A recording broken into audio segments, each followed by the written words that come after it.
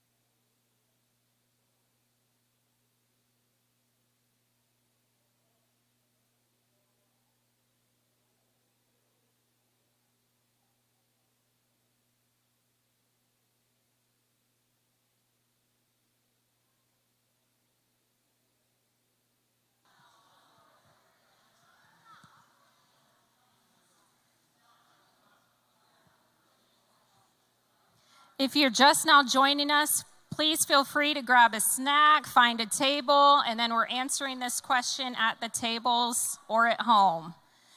If you could only use one emoji for the rest of your life, what would it be?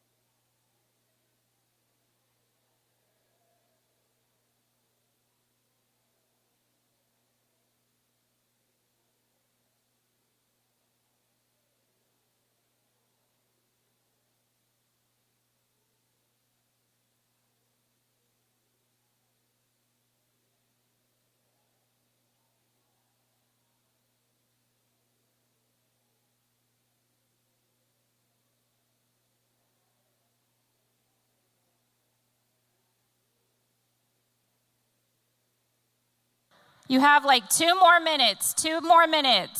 And you don't have to pick one of those emojis. It can be any emoji, okay? 2 minutes.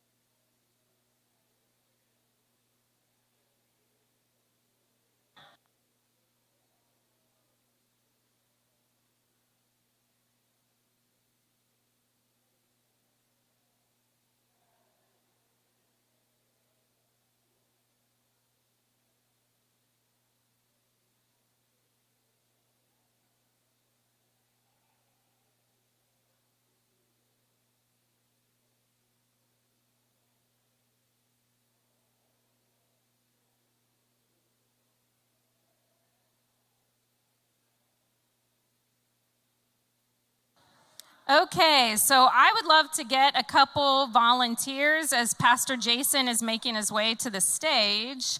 Do I have any volunteers in the room? Yeah, or I will just volunteer you. Any volunteers? All right. So share your name with the whole family. I'm Edwina Merriweather. Okay, and your emoji of choice? The blowing the kissy heart. Okay, that's a good one. All right, one other person. All right. What's your name? My name is Carrie with a C. Of course, Carrie with a C. And what would your emoji of choice be? Just the one that smiles. Just always smiling. That fits you so well, right? All right, Pastor Jason is going to take us into the next part of our family meeting and share more about Forward. Well, thank you all for being here this evening. Just so you know, I've got a presentation here. It's going to be about 20 to 30 minutes.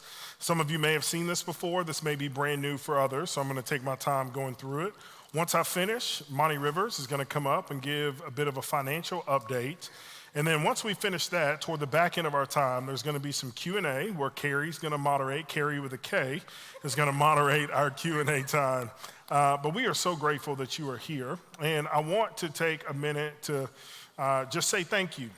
Being a part of a church, especially if you're a member here, comes with great privileges, and part of that is buying into and being a part of the way that God is moving in our church. So thank you for making some time to be here.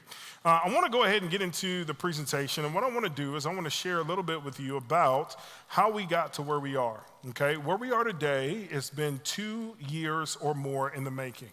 So in 2023, we started to pray and ask God, what do you want us to do as a church? And while we had a few ideas here and there, we had never coalesced as a leadership team around what exactly that needed to look like until a group of us got stranded in Israel in October of 2023. And I'm sitting in this hotel room on the Sea of Galilee. I see some of my people that are here. They were there with me as well. And I remember praying and asking God, okay, God, I've got 2 prayers. One, please let me get home to see my babies and my wife. But second, I know you've got something for us as a church. I don't know what the future looks like. Would you please, please, please reveal that to us? So on the way back, once we got back, praise God, the Lord began to crystallize, solidify some things for us. We began to partner with a couple of different organizations to help us clarify what those next steps would look like. Those partners, Monty's going to talk about here in a moment, but really what we came down to was, okay, Lord, we sense you're giving us some vision for the next 15 years, and we sense that you're making it clear. And so when it comes to what that vision is, if you've read the book, then you know this already, that the vision for us over the next 15 years is to connect families to community in Jesus' name. Now, when you think about this church was founded in the late 70s. We moved into this building in 1986. One of our founding members, Joy McDonald, is here. She and her mother Catherine, and her father were founding pillars. Their names are on the charter. And so when you think about who we've been for 45 years, from the very beginning, this church has been deeply connected in helping families raise their kids. Why does Fellowship Christian School exist? Because in the same year that this church moved into this building, they also started Fellowship Christian Academy because they cared about education and supporting kids. When you think about the playground that's outside, and for those of us who've come later, we missed out on the greatest playground in the world, right? But the greatest playground in the world was out here, deeply connected into helping families connect to one another and to Jesus. So when we think about what that looks like, that's where we sense it's not a departure from who we've been, but it's right in line with who God has called us as a church to be. But there are some challenges between us and being able to get there. When you think about our challenges, the primary challenge is that Atlanta is the 4th loneliest city in the United States of America. If the Atlanta suburbs were a city of its own, it would be the 9th loneliest city in America. Now think about that. In the suburbs, where there are primarily families, that when it comes to people living alone and people expressing loneliness, out of all the cities in America, the Atlanta suburbs are the 9th loneliest city. That's an incredible challenge. We also know that 90% of families who have children with special needs do not attend church. This morning, my brother and sister-in-law came to church, and my niece has Down syndrome. And to get out of the house to go anywhere with that little girl who is so precious is so much work. But you want to know one of the places she loves to come? She loves to come here. And she loves when the people here love her. She's also a bit of a runner, so there's that. But when we find over and over again over the last several years, we found families with special needs who find a home here. Jeff McCarter, who's here in the room today, is one of our special needs heroes. Amber, I don't think Amber's here. Is Amber here? Amber's not here, but Amber, who's on staff with us, leads our special needs ministry, and God continues to add to our number. They are the largest unreached people group in our area. When you think about our children's ministry space, we have a safe but open children's ministry space. So we had some consultants that Monty's going to tell you about here in a little bit. They came and looked at our entire property, from Woodstock Road to Crossville. They mapped out everything, the creek that runs through the property. And one of the first things they said to us when we went to Dallas is they said this. They said, you are an adult gathering, meaning adult church in this room. You're an adult gathering in the middle of a children's space. There's literally children and kids all around us, and we meet right in the middle of it. We don't have a door for our children's area that we could close and lock it down. We have Sunday communities that walk through there. We've got folks that use the elevator to get upstairs and downstairs. So when you think about the challenges of connecting families, we have a very safe but open area. You're on camera once from the time you drive on this campus until you leave. Our kids are safe, but that area is open.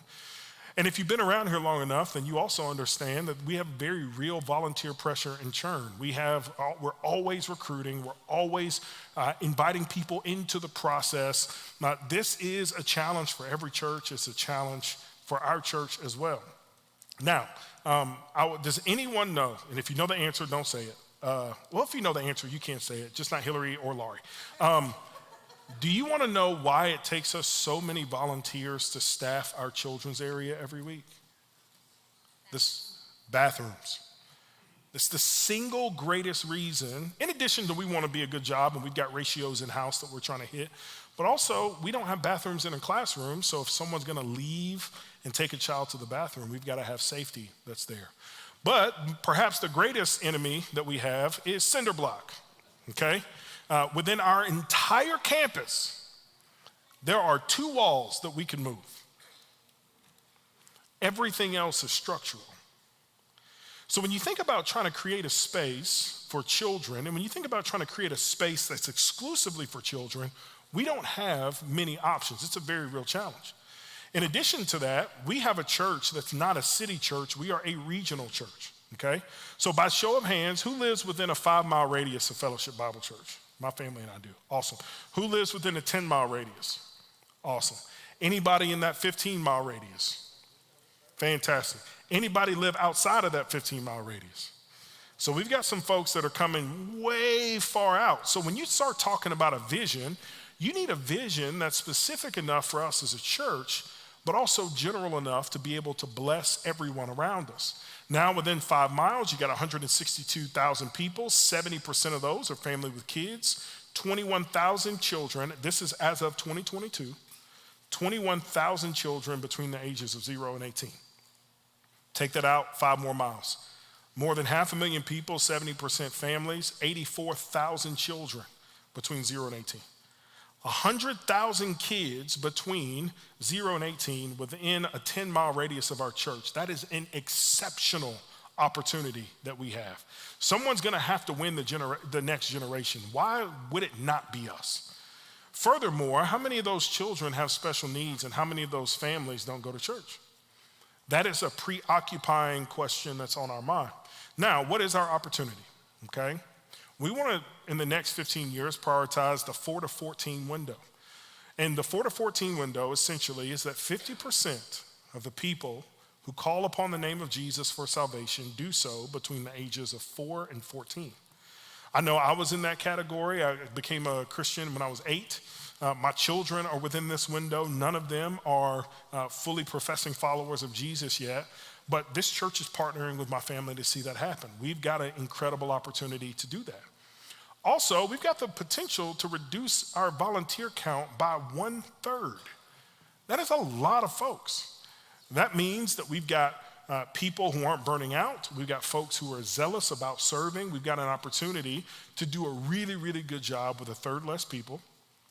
We also have the opportunity to have a secure facility that values children, families, and relationship. A facility, when a child walks in, they know that that place has been prepared for them, designed for them, and is ready to receive them. And it allows us to push further into our founder's vision of investing in families and connecting them to community. When this church was founded, that was, in addition to being a Bible church in this area. By the way, if you've ever seen a map of this area in 1980, there was nothing up here except for like pasture land. That was it. So to have the vision to put a church in this part of the area and then watch how God has blessed that has been pretty significant. So again, we believe that over the next 15 years, everything we do as a church is going to be pushing toward this vision of connecting families to community in Jesus' name. Now, how does this play itself out practically? If you've had your forward book, you know that like you've seen some of the stuff. You've got pictures on your table of what this new facility would look like. But what we're talking about is we want to, and feel God is leading us into building a secure, state-of-the-art children's wing off the backside of our building. Now, just in terms of orientation and wayfinding, okay, where this building sits is it sits in the parking lot back behind room 110. So this is building A. This is where we currently are sitting.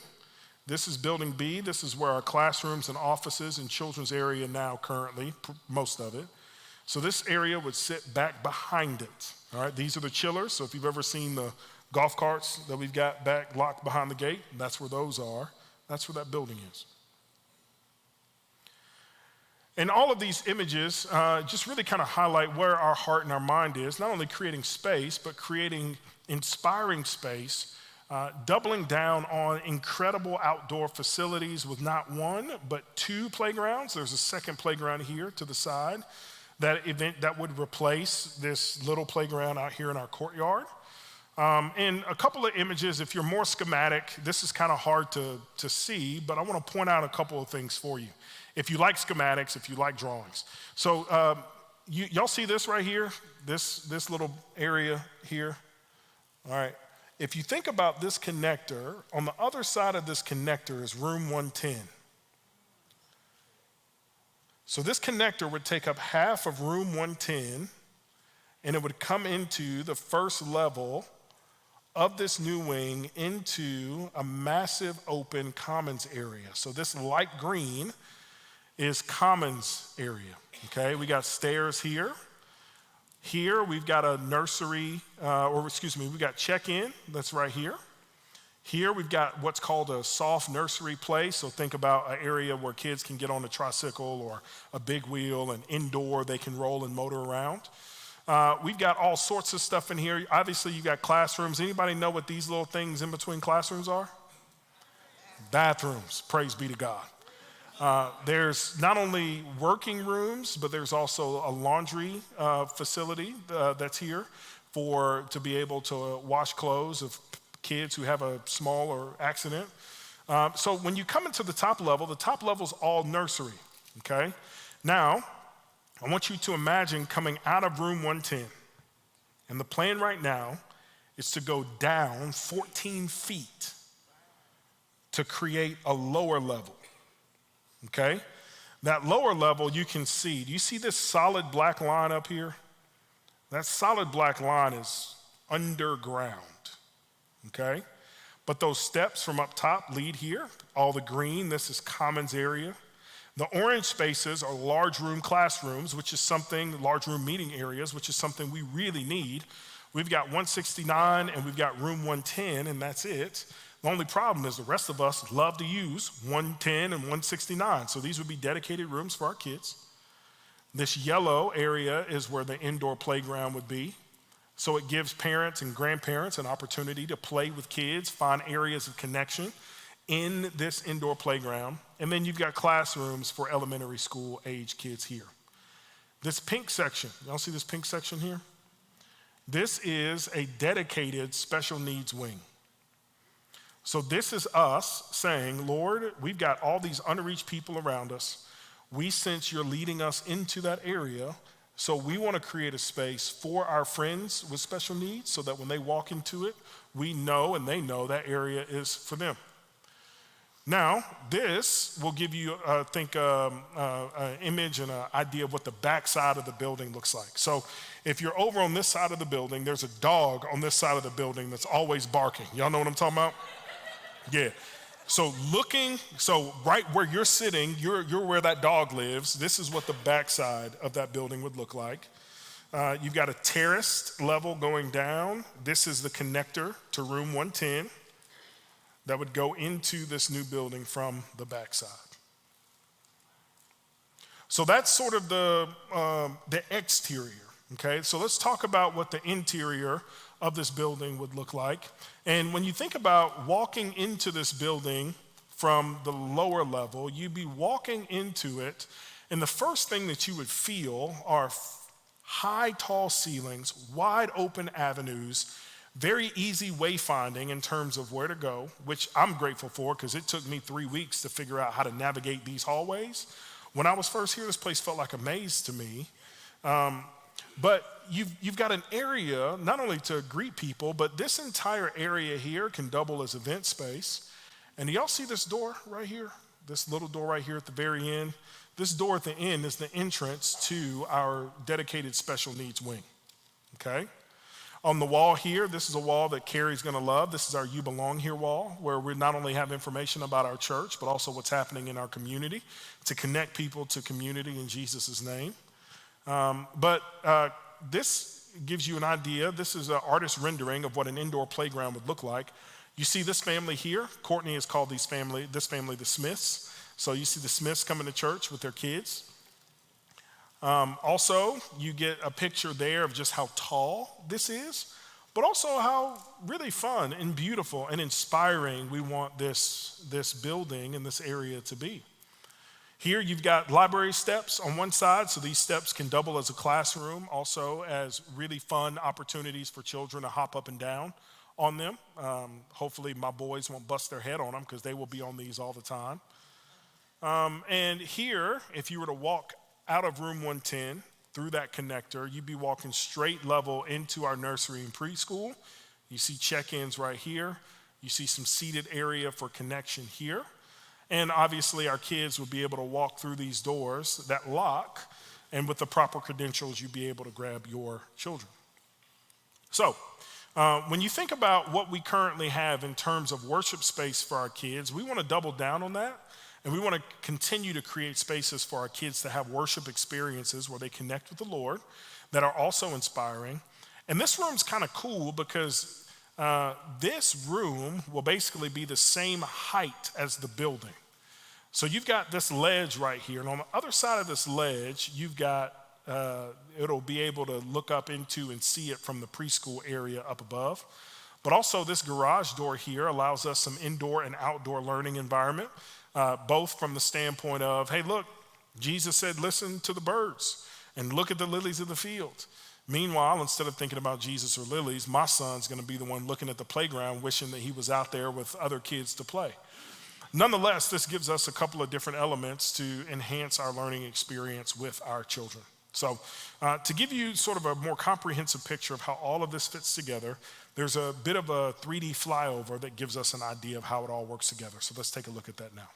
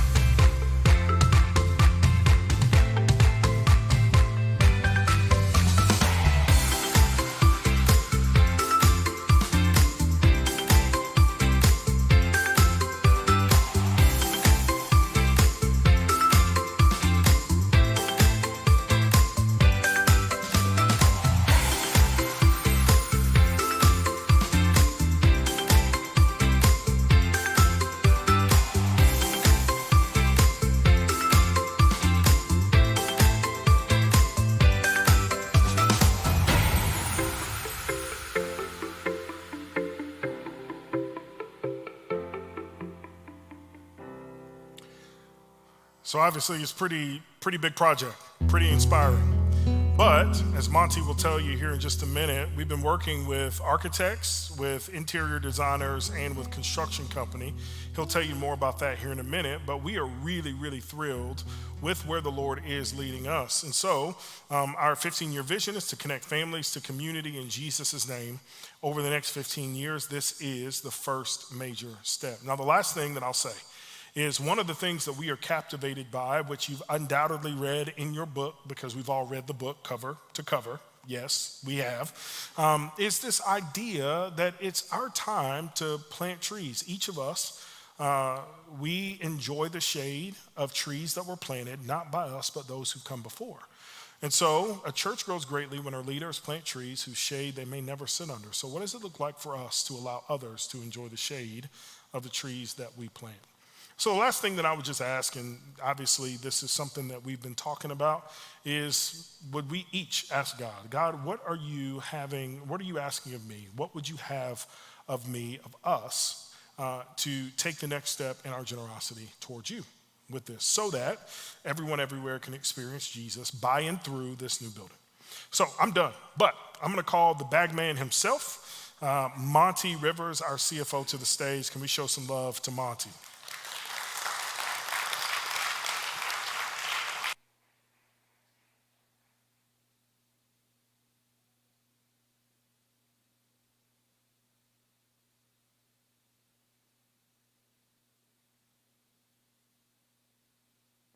Testing 1, 2, 3. Can you hear me?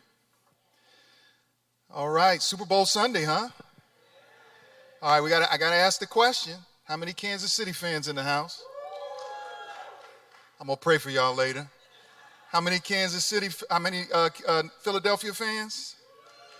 We got some of those. How many don't care? That's what I thought. I figured there'd be many more of those in the room. Well, guys, I'm grateful to be here with you today. We, in these forums, this is a family meeting that we're focusing on forward. But one of the things that I do in family meetings is make it a point to update everyone on our financials. So the first thing that I'll do is address our financials, and we're going to move to the next slide. We can keep moving there. And this is the agenda. So the agenda is to cover a brief year-to-date financial update, as we do in each of our family meetings, as well as to provide some context around forward. For those of you who may be new to fellowship, our fiscal year runs from August 1st through July 31st, and our budget of $5 million was approved by the elders in early 2024, okay? And what I will say is, fellowship, your generosity at the end of 2024 was exceptional. Next slide. These are some of the metrics that we measure in terms of our progress. These are updates through December 31st of 2024. And what you'll see is that our contributions in December were the largest since 2019. You'll see that because of that, our contributions through the end of December compared to budget are up 44%. You'll see that our staff continues to manage our operating expenses extremely well, as it is at 89% to our budget. You'll see that because of all of that, we realized a net revenue of over $1.4 million by the end of December. And the last metric, we manage our reserves. For those of you who are new, we have a $1 million threshold as it relates to our reserves. We finished the end of the year at $2.2 million in a reserve budget, which is 2x our baseline. We can move to the next slide. So because of your exceptional generosity, we now have the financial capacity to support each of our next initiatives, and we'll begin providing contributions to our partners. I think we will be giving out a check tomorrow, the first check tomorrow. But over the next several weeks, we'll be investing in Must Ministries, Hembry Springs Elementary, the Jacob's Ladder Group. For the first time, we'll be partnering with them. and we'll continue to build campus improvements, focusing on the restrooms around the worship center and making them handicap accessible. If we can go to the next slide. So now we get a chance to celebrate, not golf clap, but just really give God praise for what's happening in this church. Could you guys make a little noise? It's Super Bowl Sunday, guys. I think it's easy when you're experiencing success like this to not really take a moment to do what we just did and recognize God's favor on the house. So let's not take it for granted in terms of how we're performing overall as a ministry at this stage. Next slide. So now we'll transition into Forward, our generosity initiative. And we'll move on to the next slide now.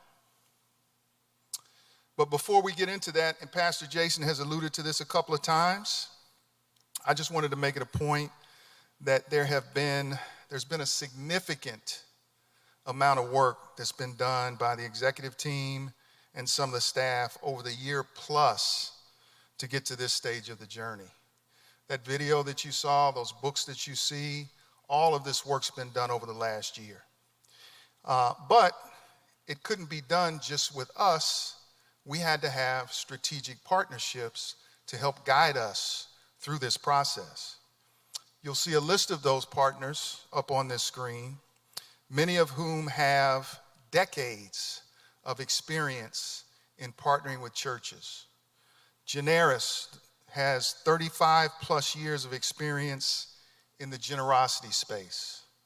If anyone has questions about why we're doing what we're doing, it's because we're partnering with somebody who's done it for 35 years, okay?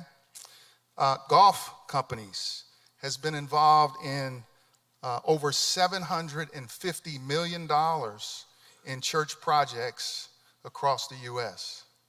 So when we get into the build and design phase, we're partnering with someone who's done this well for years.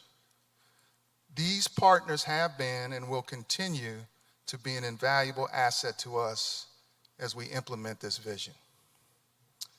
Next slide. All right, let's talk about One Fund. Can everybody say One Fund? All right, you're going to hear that a lot in the next couple of years. You may have been a part of church campaigns in the past where you were asked to give a second gift above and beyond your normal offering to complete a special project.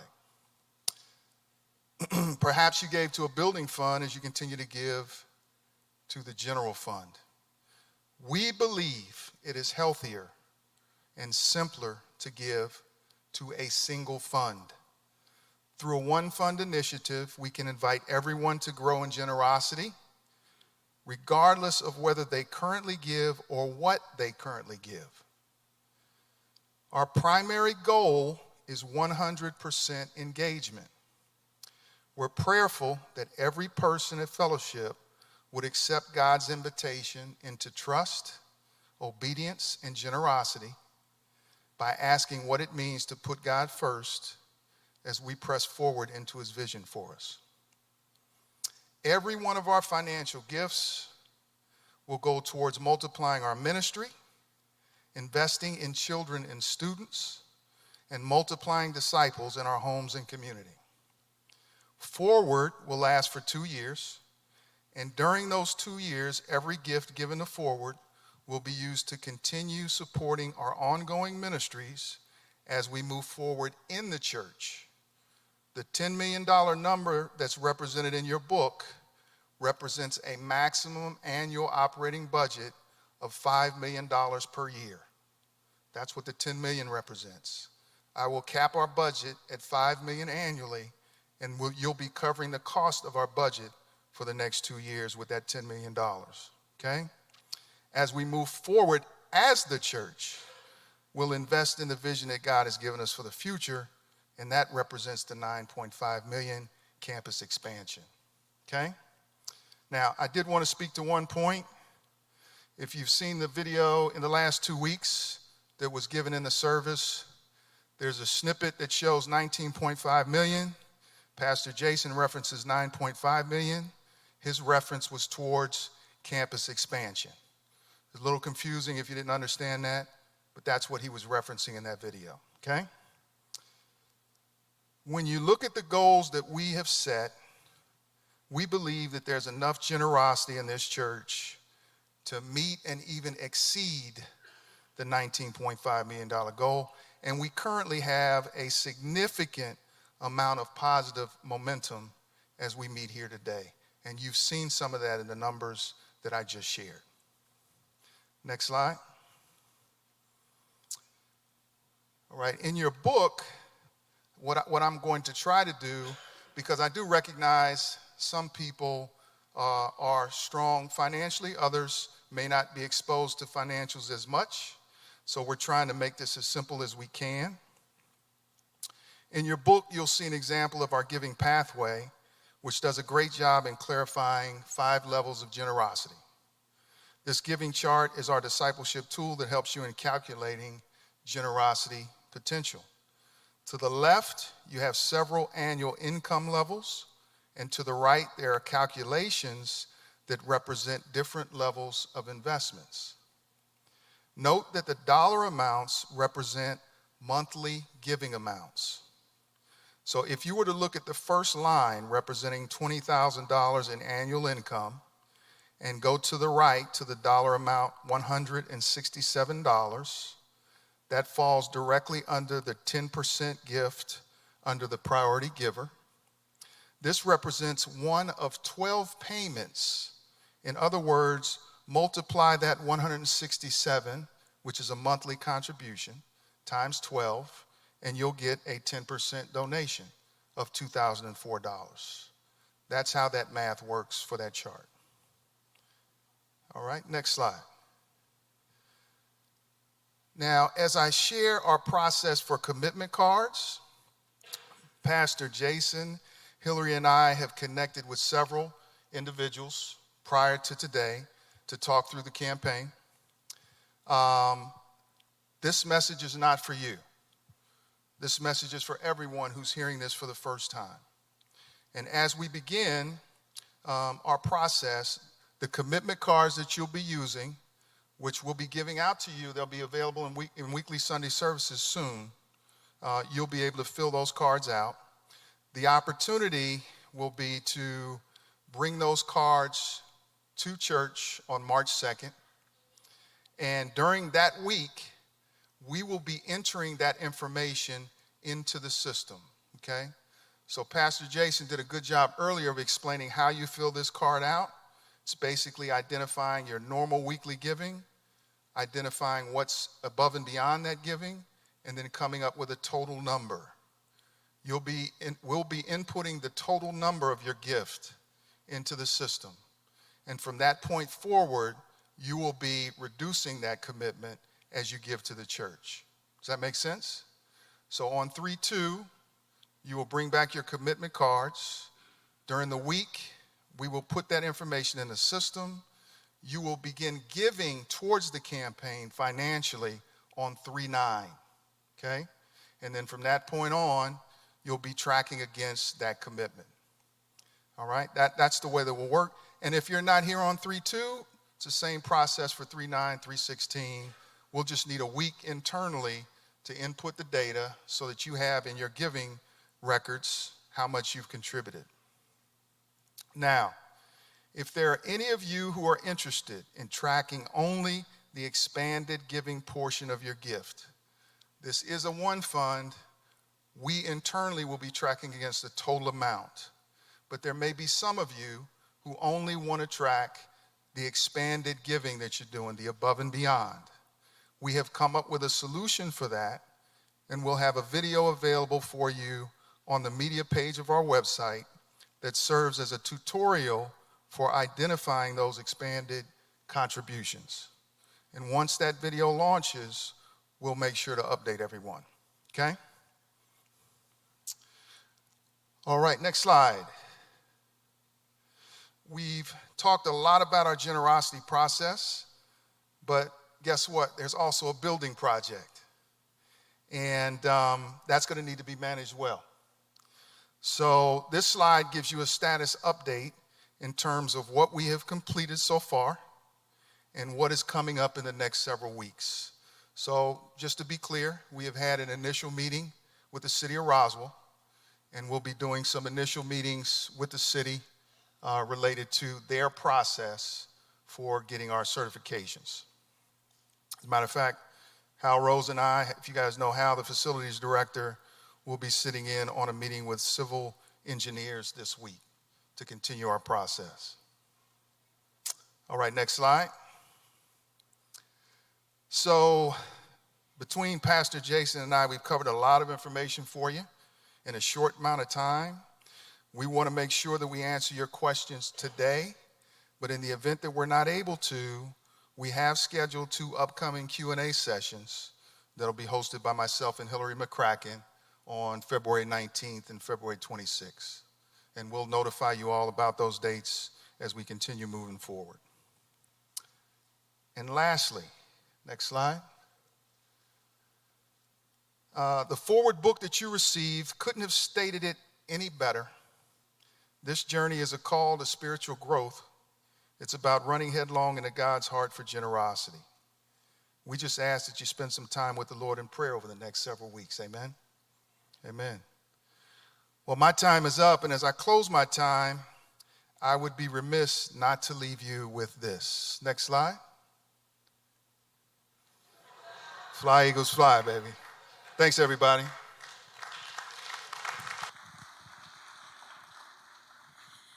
Thank you, Monty.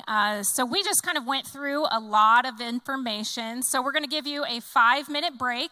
We're going to put the QR code up on the screen for you to ask questions of our ELT team. And so we'll give you 5 minutes. Feel free to grab some more snacks. If you don't know someone in the room, introduce yourselves, and then we'll be back up here in 5 minutes and start the QA portion of our meeting.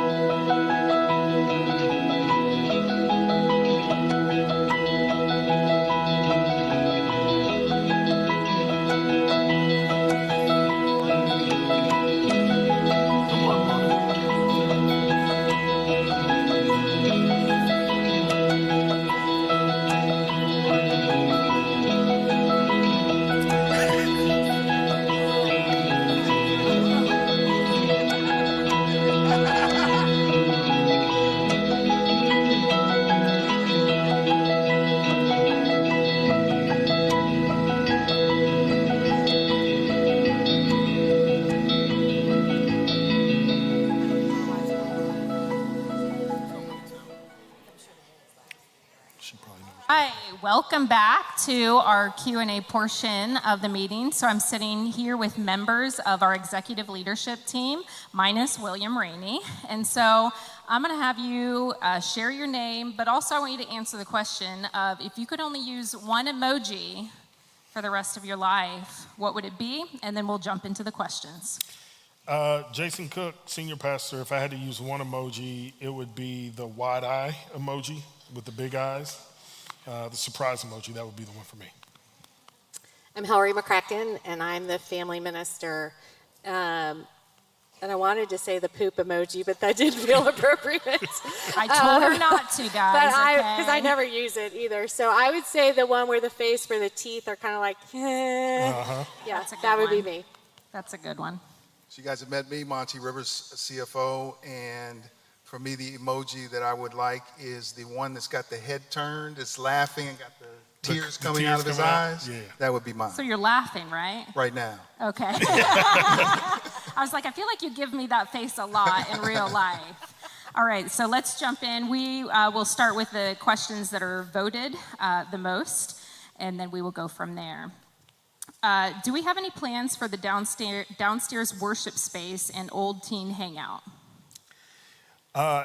Yes. However, the plans for that kind of fall into phase 3, most likely, of this 15-year vision. So we've got phase 1, phase 2, and phase 3 sort of planned out. So that space downstairs, that fits into phase 3. And so we don't really want to talk a ton about it because we are square in the beginning of phase 1, and we want to make sure that we're doing that well.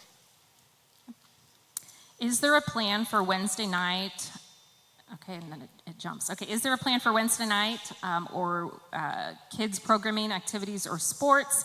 There's a lot of opportunity during the week, not just on Sundays. I think my answer to that is yes. I think what we're trying to do is make a list of questions we know we need to answer, but we're not yet to. Does that make sense? Like, in order to be prayerful, intentional, is taking each step as it comes. And so right now where we are is just like, are we going to move forward with the building? Like, how is God going to provide? What is that going to look like? And then when that happens, then the next is, how do we continue to use the space? We have had conversations with outside groups about some use in our space because that could dictate how it's built. So we have done some things there. As we've had Wednesday night planning meetings from when we started, we're dreaming about what that might look like. So I'm not trying to not answer the question. I just think we are trying to take it in the right steps. I think our heart, as we consider how to connect to the community, would to be like, yes, everything's on the table. What does that look like? What is the right thing? What is God really calling us to? What are the right partnerships with that? And just kind of looking towards what that might be. Okay, so let's talk a little bit about giving, the giving ladder. So a giving ladder, when you kind of look at percentage of the initial giver versus maybe the legacy giver, is percentage giving to the church directly tied to sanctification? Can you just explain a little bit more as you kind of look at those two distinctives? Yeah, so we unfortunately don't have the privilege of knowing what Jesus knows, which is Jesus knows the condition of each and every heart in this room. He knows why you give. He knows how much you give. He knows what percentage of your charitable giving is the percentage to the church. He knows all that, right? So he's got privy and access to all that information. As much as I would love to know that, we just don't know that question. So a church has a couple of different routes. They can go and they can basically say, hey, if you want to give, you can give. If you don't want to give, don't give. That's been sort of our position for a long time. Or we can try to give you all some helpful mile markers of where God may be leading you. Now, it's totally up to you whether or not a percentage gift works best. Some people give in large lump sums. Some people give once a year. Some people give multiple times a year. A lot of people find percentages helpful. So it is not tied to sanctification in the sense that the higher the percentage, the holier you are, right? The only person that knows the true condition of your heart is Jesus. We simply want to be helpful and say, this may be a helpful tool for you. And if it's not helpful, then that's totally fine. Great, thank you. Is there a plan to update the worship center to make space for the new people that God will bring this way? What's the plan for additional parking as well? So 2 questions. You snuck a second one in there. Yes. So phase 2 of the 15-year vision is a remodeling of this space. We don't have many details at all about what that looks like, but from a trajectory standpoint, phase 2 is going to take a hard look at this space and building A. In terms of parking, one of the things that in order for us, we're going to lose 122 parking spaces off the backside of this building once that building goes on, which means we've got to find 122 parking spaces. The best place to find 122 parking spaces is the field out back. Given the size of the field, we think that we'll be able to get most of those parking spaces on that field. There is a chance that we might have to come back up the side, along the side where the neighborhood is to make space for more parking. But we are going to be recouping, and we're going to make sure we don't lose parking. So as we grow, both as adults and children, families will have plenty of places to park. And if that doesn't work, we're going to send you a list of people that live close to you, and you're going to start coming together as a family. Carpooling, all right? yes. That'll work. Yes. Yeah. Student center, will that be space updated as well? No, that's not in the plans. Are you able to give an idea of what giving per family unit is today and what it needs to be to meet this goal, or anything to give an idea of what's needed from each of us to increase giving by 3 times? We look at giving households, and quite honestly, I have not looked at a projection for giving households. We've approached this purely from giving guidance to each of you in terms of the opportunity and allowing the Lord to lead you to commit to the campaign. That's the way that we're approaching this.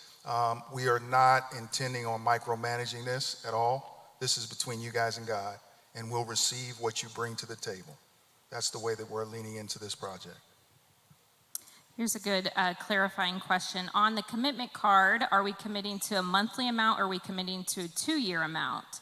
We want to give above and beyond, but don't yet know how the Lord will provide those funds. So thank you. It's a 2-year. When you get the commitment card, it'll be more clear than maybe what you saw here today or even in the book, but it will identify that there's a 2-year commitment, and it'll be a total commitment over 2 years. And it gives you the ability to calculate how much you give, however you give, monthly, one time a year, over the next 2 years in your normal giving, and then whatever it is you think you would want to give above and beyond that. And as Pastor Jason mentioned, you can do that on a monthly basis. You can do that one time at the end of the year.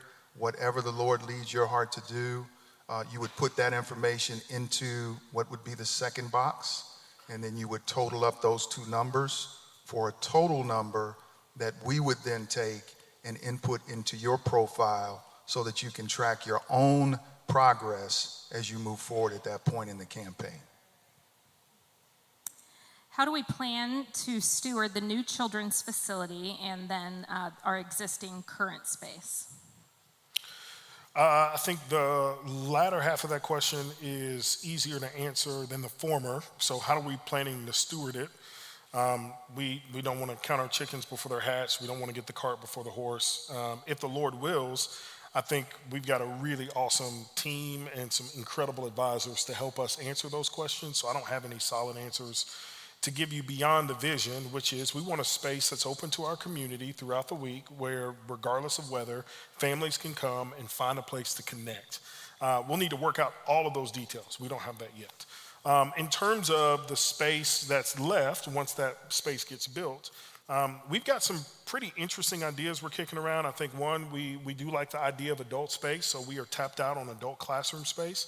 So we like that idea. We also love the idea of converting some of the spaces to co-working spaces and inviting our neighbors to come in and work throughout the week. We've got several church members who work from home, and so the idea of being able to come into a co-working space would be very appealing to them.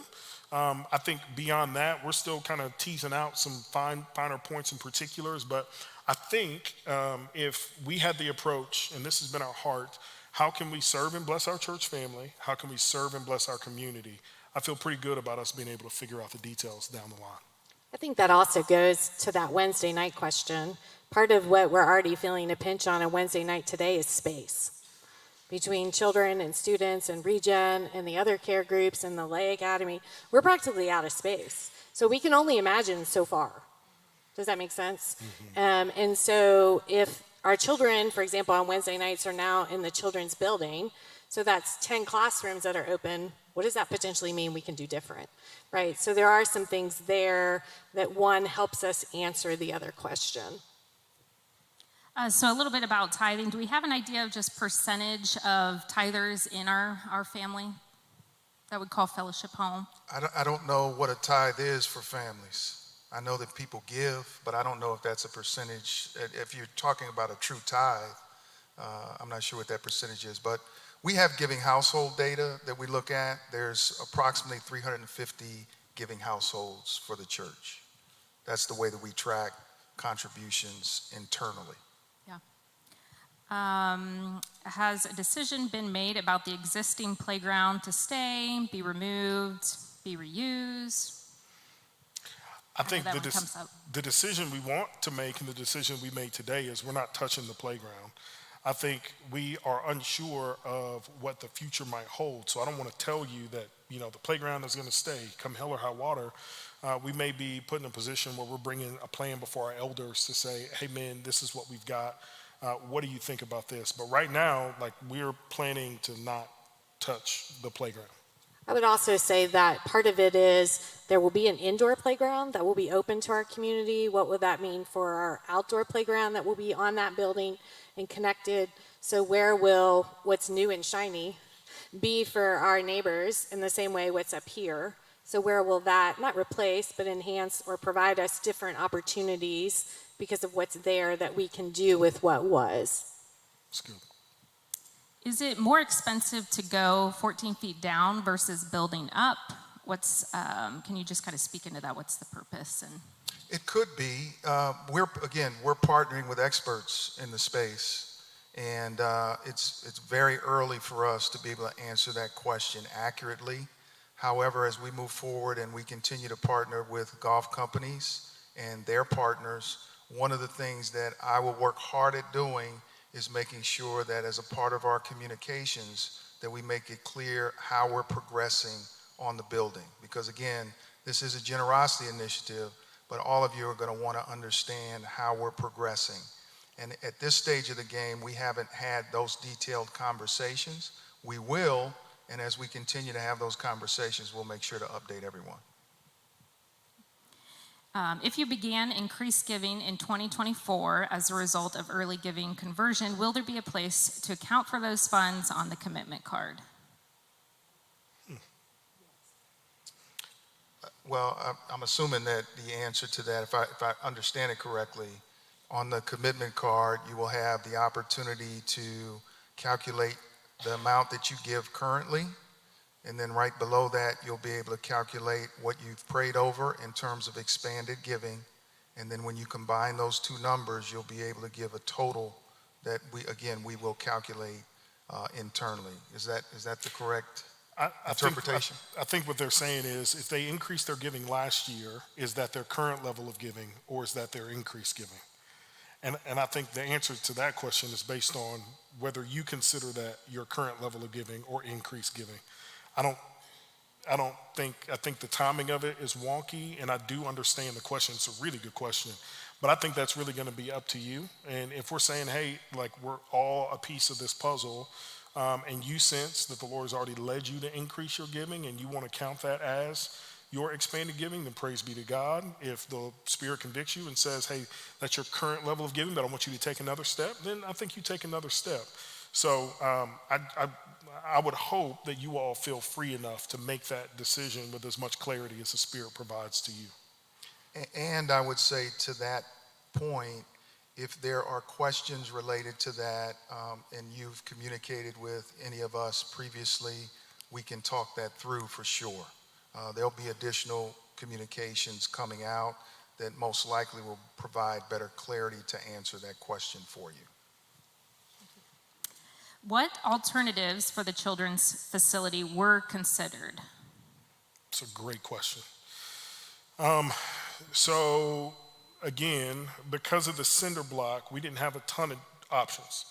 So one of the first options that was put on the table was to build a new worship room on the backside of this building, convert building A into exclusive children's space.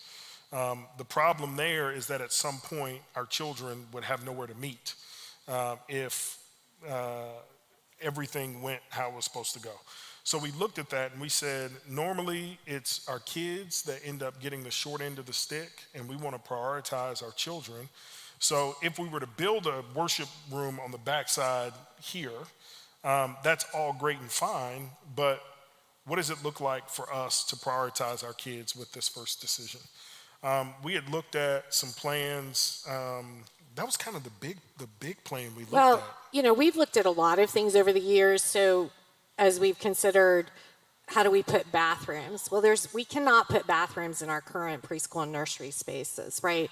With how the building was built, the cinder block, plumbing, like the cost of that would be so prohibitive. It just wouldn't make sense. Like we would not be being a good steward.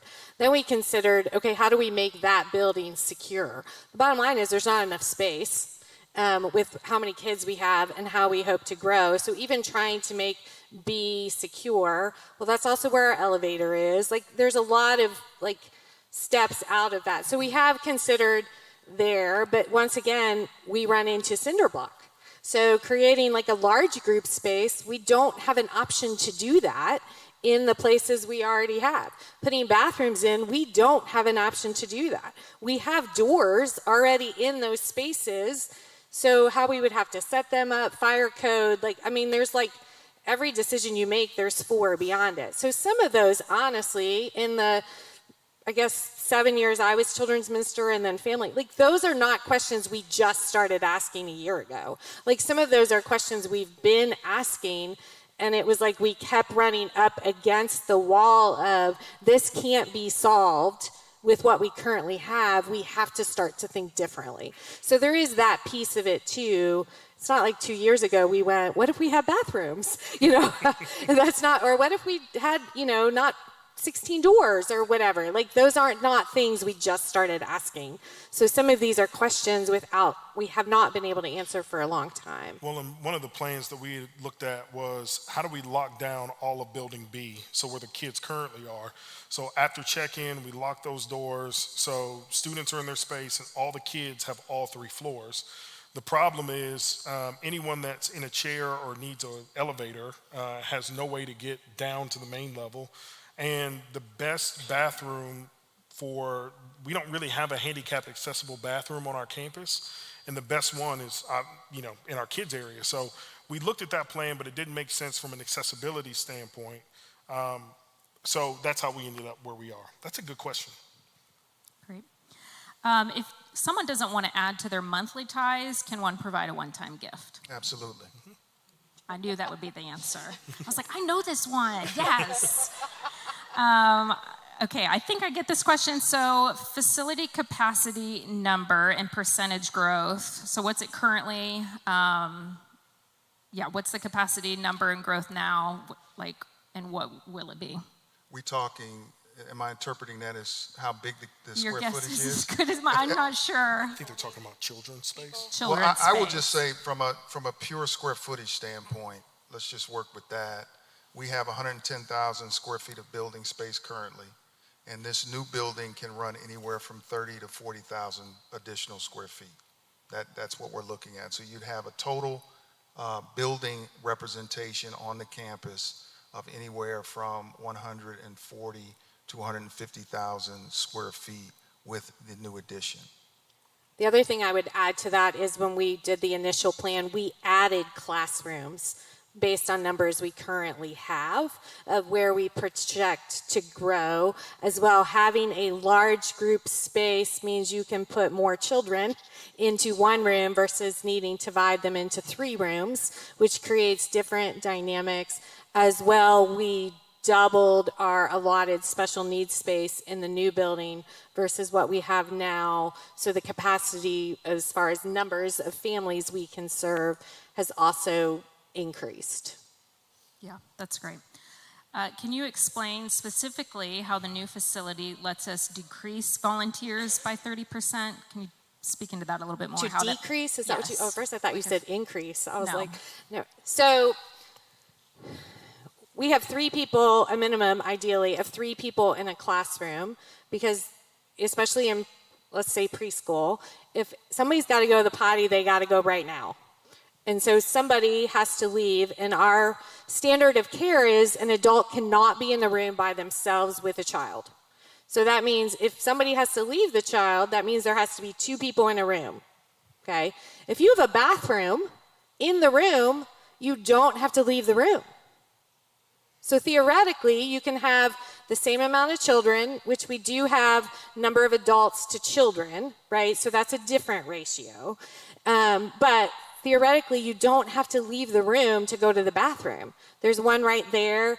Preschoolers, you know, when they take them to the bathroom now, we open, shut doors depending on their need. They can be seen if somebody's helping. You can see what's happening in the bathroom from a safety perspective. So there is some element based on other factors and numbers in the room. You could go from needing 3 people to needing 2 people in a classroom, as long as you're still maintaining your relationship of, or your value of relationship and your value of sharing the gospel. So in some cases, you may still need 3 people, but in other places, you can reduce it with what can happen there so that holistically we can minister to the child. All right, we're going to do one more question for our Q&A. Are y'all getting input from special needs families for that area? Yeah, we actually, so Amber, I think, well, I want you to speak into that part. Here's what I'd say. Jacob's Ladder, who's right here in Roswell, they've been ministering to children who are neurodivergent, everything from children who are on the spectrum to various other learning disabilities. We want to learn from experts in building out this space. I've been personally consulting with several folks in that field just in terms of what that looks like. We've been on church site visits. We've seen other churches, special needs areas, sort of what they have from a space and capacity standpoint. And we've talked a little bit about what that might look like here with us. So yeah, we're not making that up as we go. Yeah, and I would say what you see is a first rendition. There's a lot of places, like we have not picked out carpet color. You know what I'm saying? Like we're not to that level. So we're aware of, once again, this goes back to what I said of taking each step at a time and being intentional. So when we head into, God willing, the next phase of kind of design and development, I anticipate we will have more conversations with people in that spaces. The truth is, we've been talking to people for a long time, even for what to do in our current space. So once again, some of these conversations are not new conversations for us. Right? We have special needs coordinators on staff who are talking to our families. We visit other churches. We go and talk. We go to conferences specifically for families in our special needs. So this is an ongoing thing for us. It's not like, hey, let's make this decision. It's just kind of what is the next step. So we plan to expand those conversations within reason as we head into those next phase of conversations. Perfect. Thank you, guys. Can we give them a hand? So to conclude our meeting, we want to spend some time praying for one another and praying for what God is doing at Fellowship. But a couple quick notes for y'all. If you had a question from today and it didn't get answered, or I said it the wrong way, I'm so sorry, please stick around after the family meeting, and our staff would be happy to answer those questions for you. You can also send an email to feedback@fellowshiproswell.org, or another option is we do have those 2 Wednesday nights on the 19th and the 26th, hosted by these 2 lovely people in room 202 that can also help answer some of those questions. And so if you have, like, what is the saying? You have a scratch and you need to itch, or itch you need to, whatever that is, itch scratch. Okay, they will help answer those questions. We want to do that, and we want to do that well. So please take us up on those offers. And then lastly, we have forward mugs there in the back. Please take those with you on your way out. If you love coffee, if you don't love coffee, when you see that, you can be thinking and praying for what God is doing at Fellowship. So I do want to invite you to spend the next 5 minutes or so just there at your tables, or if you're connecting with us online, to just pray pray for one another and pray for what God is doing at Fellowship. And then as you guys wrap up with your table facilitator, y'all are dismissed. So thank you so much for being here. We love you, Fellowship family.